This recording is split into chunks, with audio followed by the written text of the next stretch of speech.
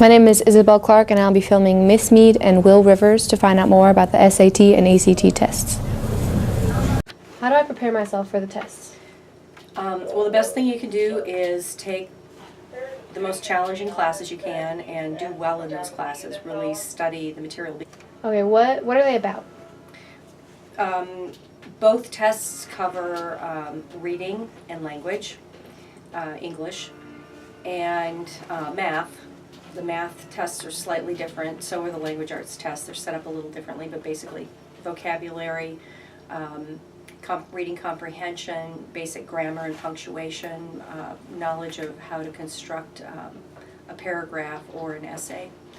The math is very similar in both of them, although the questions are worded differently, and some people find the SAT. How much are these tests?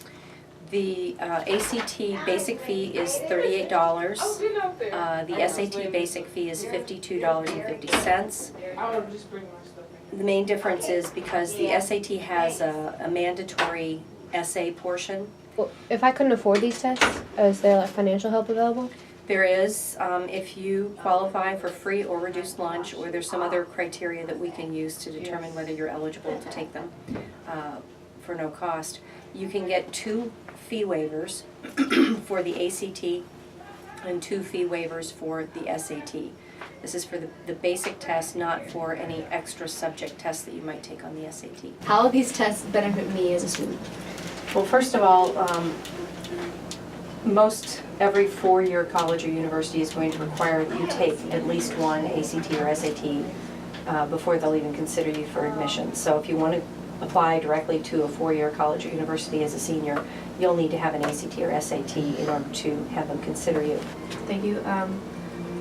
Which score, like on what test, would better help me in the future? Like if I got a better grade on ACT, but do I need an SAT score? Like does it matter for each college and everything? So an SAT is a safer bet because anybody will take it, but it's also more expensive and has that mandatory writing. So generally, more students take the ACT because of the cost, because the writing portion is not required. But that said, be sure to check on your schools that you're applying to, and if you're applying out of state, double check to make sure that they don't require the SAT. It tends to be much more competitive schools that require the SAT.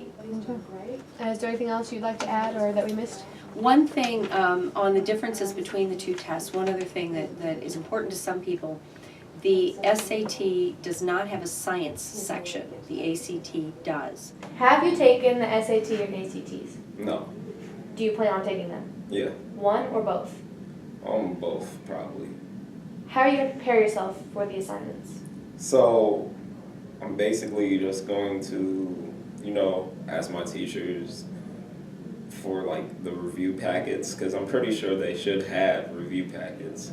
And so, I'm going to ask them for those, and then I'm going to just study them, put in the work, grind, hustle. What do these tests mean to you? It means getting into a good college, being able to get a good education, provide for my family, provide for my children. What score do you hope to get? You see, 36 is the top score, and so, I'd love to get a 36. That'd be freaking amazing, That's for the ACT, right? Yeah. Do you know what the scores are for the SAT? I don't know, but I plan to get the best because, I am the best. I'm numero uno.